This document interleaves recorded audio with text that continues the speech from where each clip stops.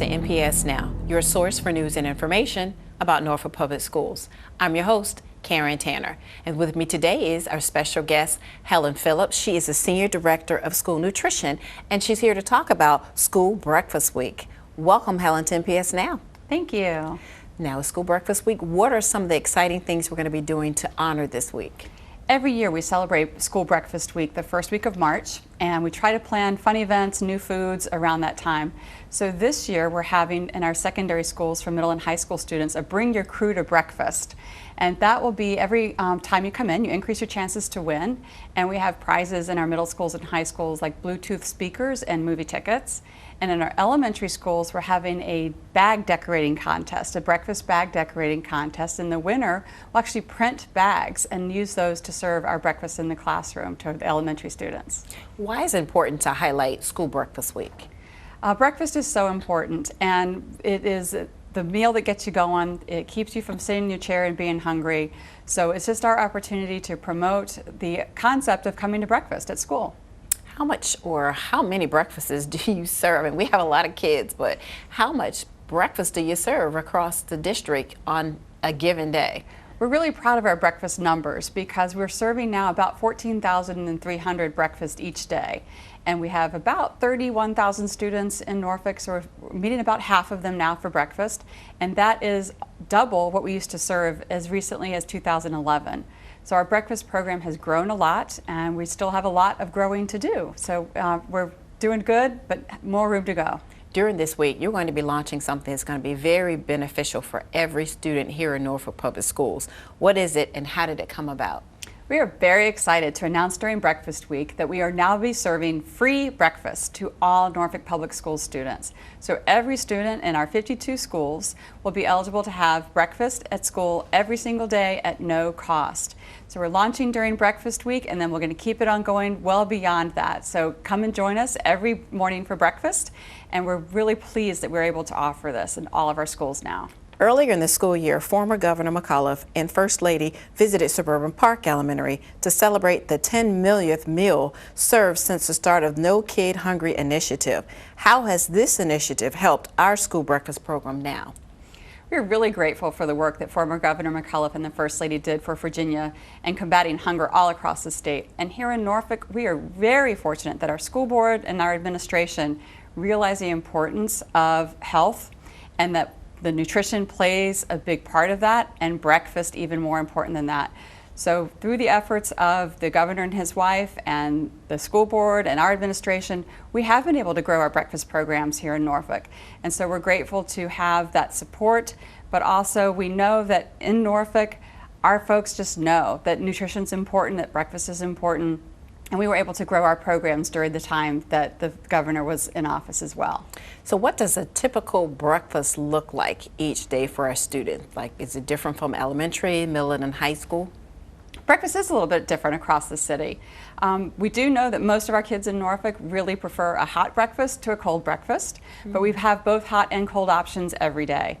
In the elementary schools, we do a grab-and-go breakfast in the classroom where most of the schools participate. The students come in the building, they grab their breakfast, and they can take it onto the classroom and eat. That has really helped us to increase our breakfast participation. And so you have in a classroom most students eating breakfast. Oftentimes a teacher will take the time to eat breakfast as well. I've seen students working on homework, working on different classwork during that time, playing music. It's a great way to get them kind of eased into their school day, get everybody relaxed, and get that good nutrition in that they need. In our secondary schools, the middle and high schools, it still looks pretty much like probably what we all used to when we were in school, the traditional serving line breakfast before school starts. We do have some ideas of ways we can maybe grow and expand in our high schools, and something that we'd like to try in a high school is what's called a second chance breakfast, where breakfast is served after the first bell. So it gives those high school students the time to wake up a little bit before maybe they feel like coming to eat breakfast. And some of the foods that we have to offer are a lot of breakfast sandwiches. The kids like handheld things. We do some pancakes and waffle items. But then also our cold items, we do smoothies and breakfast parfaits, and kids love our Greek yogurt. How long have we been offering breakfast here at Norfolk Schools? For as long as I can remember, Norfolk Schools has offered breakfast. I started with school nutrition in '92, and we had breakfast in most schools at that time.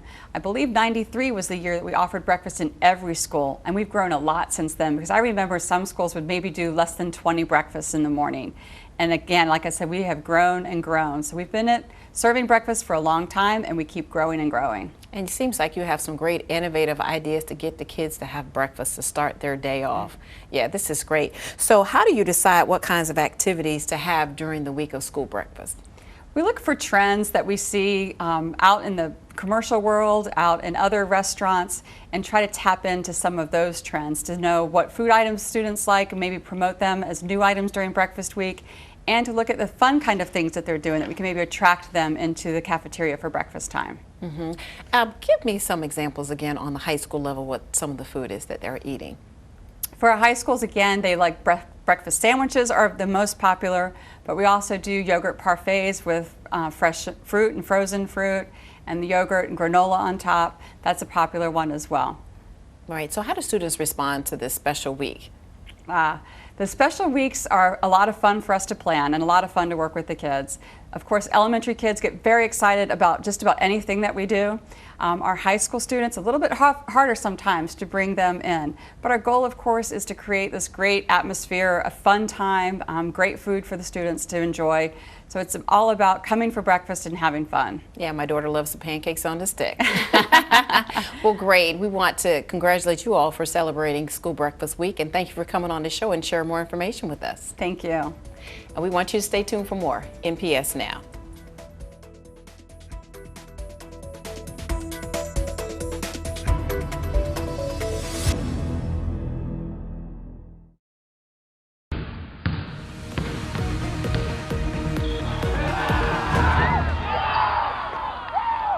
Welcome back to NPS Now. I'm Steve Sutmiller, Senior Coordinator of Athletics. Today we have a special guest in the studio, a veteran of Norfolk Public Schools coaching and around student athletes, Kenny Whitley. Kenny, welcome. Thank you very much. It's a pleasure to be here. All right. Kenny, we got you down here because you have a lot of experience and background, and we just want to share some of your experiences on how you've been involved in athletics with Norfolk Public Schools. So talk a little bit about growing up first in Norfolk. Well, I was actually born in Norfolk General Hospital, and we lived in a trailer at that point in time. And my father was a farmer down in North Carolina, and he chose to give up his 100-acre farm with 2 houses on it to become a government worker. And so we were in a government trailer court. And then from there, we went to Broad Creek Village, which was a government housing at that point in time.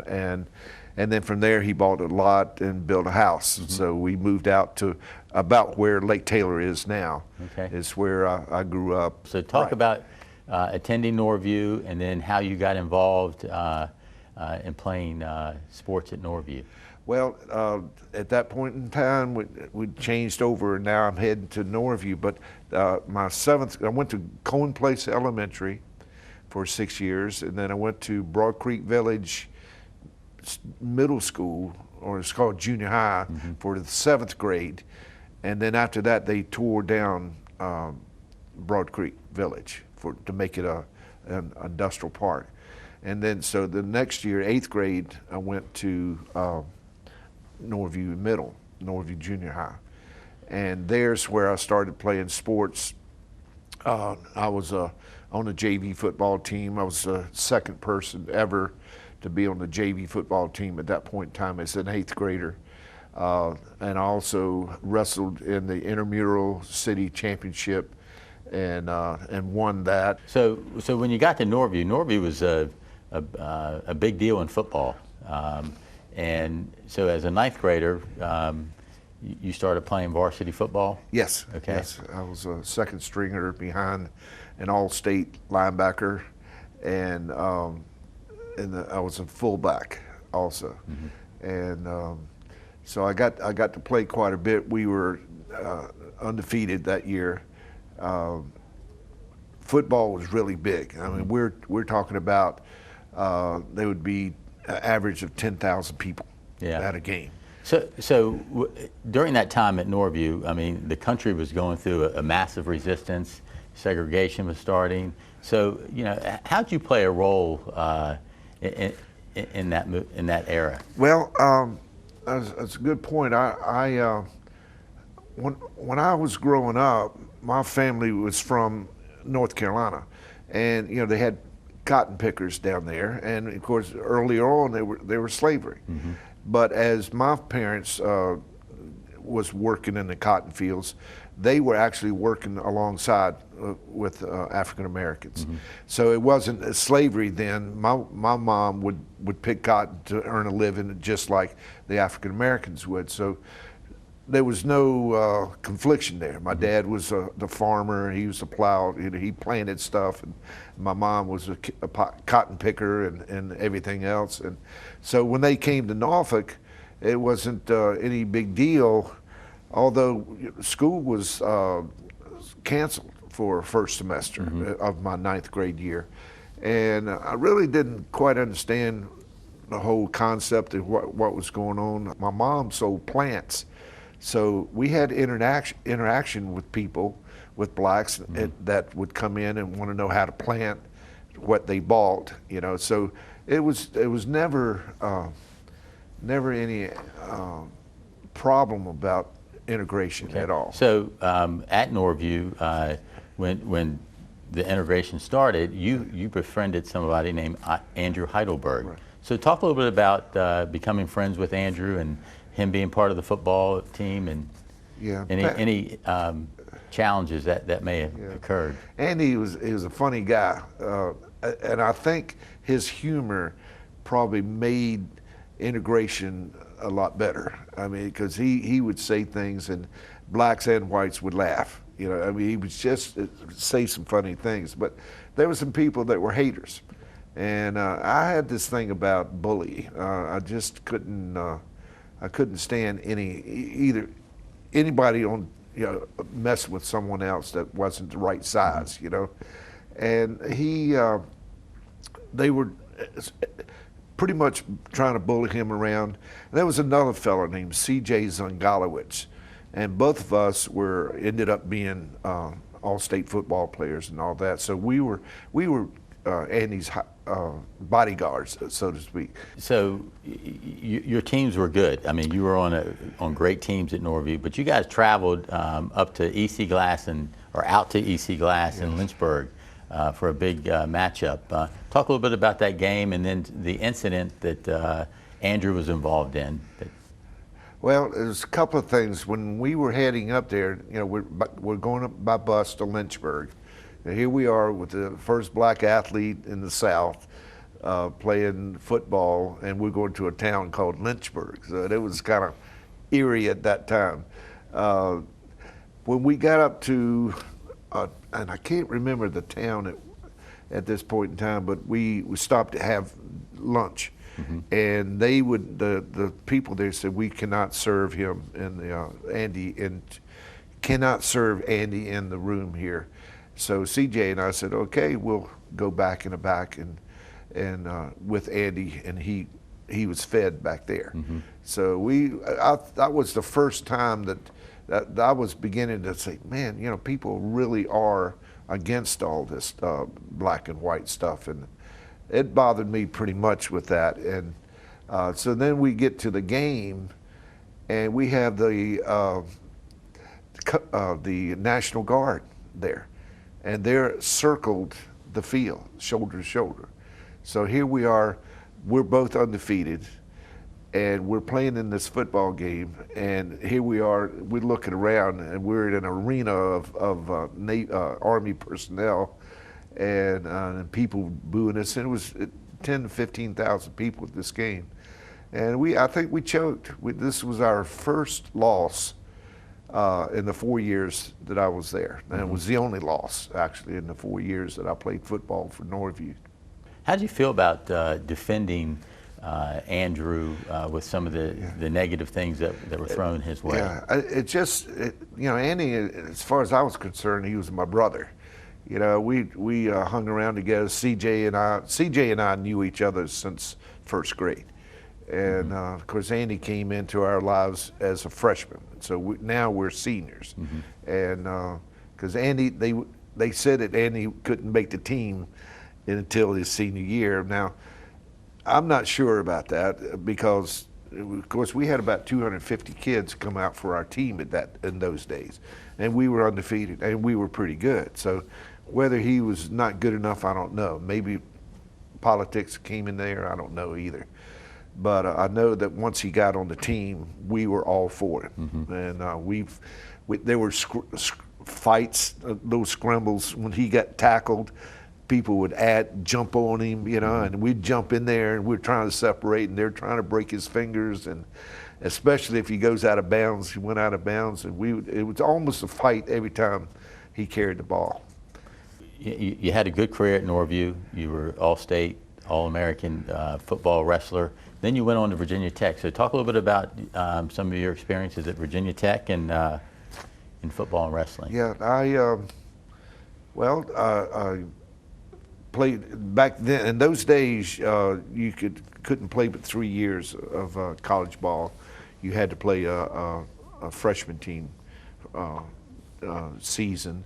So I played both ways actually on that team, and we did pretty well. We had some pretty good football players, and then I wrestled up there too. Now, they didn't ask me to wrestle. I asked them if I could wrestle. I just enjoyed wrestling. That was kind of like you know, some people enjoy watching TV. I enjoyed wrestling. It was just a fun thing for me. So I was all conference up in Blacksburg. I had the record of most tackles on the team for a while, and we would play teams like Syracuse and Kentucky at that time was pretty good. We played Florida and Florida State, and I was lucky enough to help beat Florida State on national TV. I intercepted a pass in the last seconds of the game. I stopped the year before. I stopped Florida State on the goal line, and we beat them 21-18. And against Syracuse, I had 34 tackles, but we lost. And I would have been the player of the week had we won. And this no good football player called Dick Buckus beat me out. So I was second behind Dick Buckus on a national level. Okay. Well, I mean, obviously you had a great career at Virginia Tech, but after Tech, now you came back to Norfolk to help and to start your coaching career. So. Well, yeah, and I couldn't. I had probably have had the most fun life ever. I mean, it's just I've enjoyed every moment of this. I guess around 50 years worth of coaching, and I've had some bad times, had some good times, but most of the time, teaching kids how to get from nowhere to somewhere, and to some of them made money off of it. Some of them got great careers and are successful in what they do. And Father's Day, man, I get a whole lot of phone calls from guys that I was their father figure. Yeah. So how many, you're still involved in it today? You're still coaching, active coaching today. How many years have you been involved? I want to say, well, it's been around 50 years. 50 years. I coached 1 year at William Fleming as a student teacher. And then I came to Norview, which I was the assistant football and head wrestling and head baseball. And then I got to be a head football coach, head wrestling, and then I went from head baseball to head soccer. And that was a stretch right there, soccer. So what keeps you going today? Why are you still involved in? Well, a lot of people say, hey, 20 years. I'm done with this. Yeah. Well, I've always wanted to compete. I played 18 years of rugby, and I did a lot of cycling, bicycling, and I biked across America, and that was the big trip. But I biked a lot in New England and Canada, those places are just beautiful on a bike. People are bike friendly in those areas there. So, and triathlons. I did over 110 triathlons, 2 marathons, and that's probably why now I'm so broken down. Now I can't move hardly. So you've been in Norfolk obviously for your whole life. Well, why do you care so much about one Norfolk and then Norview High School?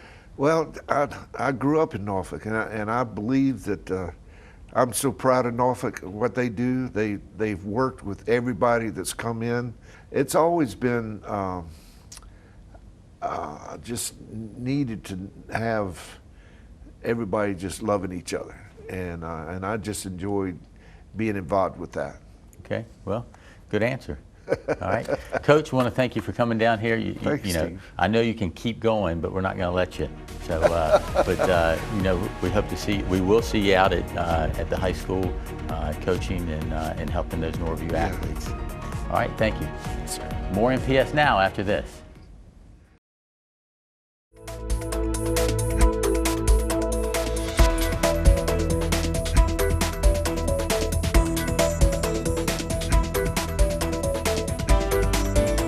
Welcome back to NPS Now. With us today is a very special guest from the MEAC. We have Dr. Dennis Thomas. He's the commissioner for the Mid-Eastern Athletic Conference. That's a mouthful to say, but it's called MEAC. Welcome to NPS Now. Thank you very much, Karen. It's always a pleasure to be here and represent the MEAC. Yes. And you got it right, Mid-Eastern Athletic Conference. Thank you very much. And this is our 7th year partnering with you with the MEAC, with Read with MEAC. Tell us, when was the program started and why did you choose Norfolk Schools? Well, first of all, we wanted to engage, as we always do, with the community wherever we host our tournament. And so we came up with the idea in North Carolina, in Winston-Salem, and we decided that Norfolk would be a perfect place to engage the public school systems here and to encourage elementary school kids that reading is a fun experience.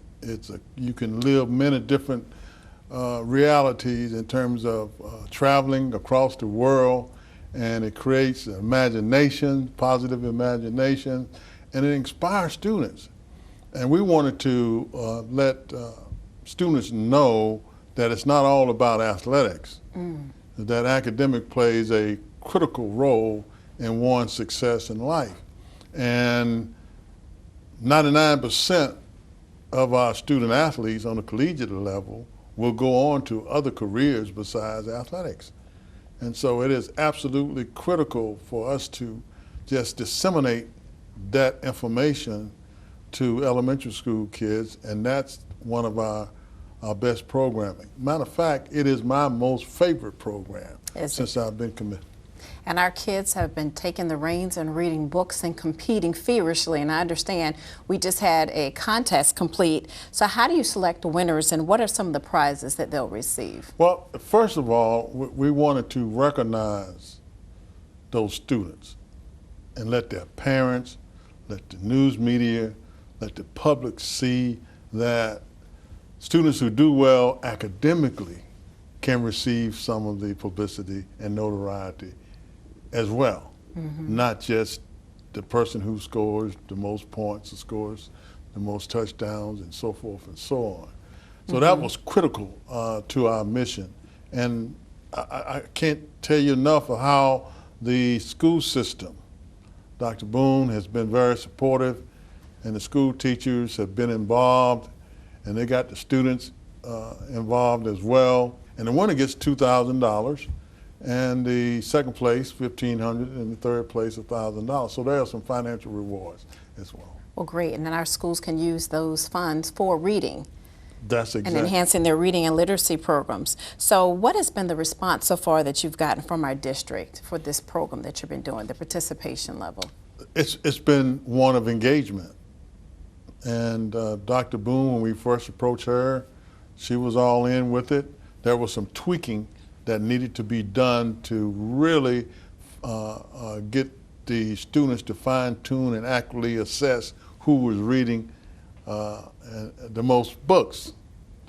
And so once they understood and the tweaks that they recommended we implemented, and it's been a labor of love for, I guess, for both the Norfolk Public School system and the MEAC. And you don't just have a component for reading for just elementary, but you have something for the high school students to expose them to college life. So tell me a little bit about your annual college fair that you hold every year. Yes, and that's critical too. And we've been engaged with the Norfolk Public School system, and all of our 13 truly outstanding academic institutions come in and they offer scholarships, they look at transcripts, and we've had some students to be offered scholarship on the spot that Wow. day. So it's a very beneficial kind of experience for seniors and juniors that are engaging with our 13 institutions to see if they can get enrolled at our institution. So who are what are some of the colleges and universities that participate in MEAC? Well, first we have locally, we have Norfolk State University, Hampton University. Then we branch out into the DC area where you have Howard University. And in Maryland you have Coppin State, Morgan State, and Maryland Eastern Shore. You go to North Carolina, you have North Carolina A&T State, North Carolina Central University. You go to South Carolina, you have South Carolina State. You go to Georgia, you have Savannah State. You go to Florida, you have Bethune-Cookman University and Florida A&M University as well. Why do you think it's important to expose all students to HBCUs? Because that's what we call them, historically black colleges and universities. That is absolutely correct. We feel that there is a purpose, and people will buy into you as a individual and give you the personal touch of what the world will look like, and give you a skill set that will make you competitive for the world. And we feel that we can do that better than anyone else, not just minorities, for majorities as well. Right. So how do universities feel, the HBCUs that come here and put on this college fair for these students and the exposure for them? It's a recruiting tool, and they are always excited. Every year, everyone shows up, and they show up with offering the best that their institution has to offer. So that's the good part about the college fair. And I must commend the United States Marine Corps and the city school system of Norfolk for supporting this event as well, for getting those students out. We have 400 or 500 students that come out on a yearly basis, plus the Marines sponsor this event as well. And I think they enjoy it because they get an opportunity to be exposed to the college life a little bit. You know, you got the bands, the cheerleaders, and then they get to watch a game. Right. So yeah, so how do you see this partnership that we have with you progressing? Well, in the next couple of weeks, we will be making some announcements. And I hope that it will further show our appreciation for what the city has meant to the basketball tournament. Mayor Alexander has been phenomenal support. Doug Smith, the city manager, has always been supportive. And I want to tell you something.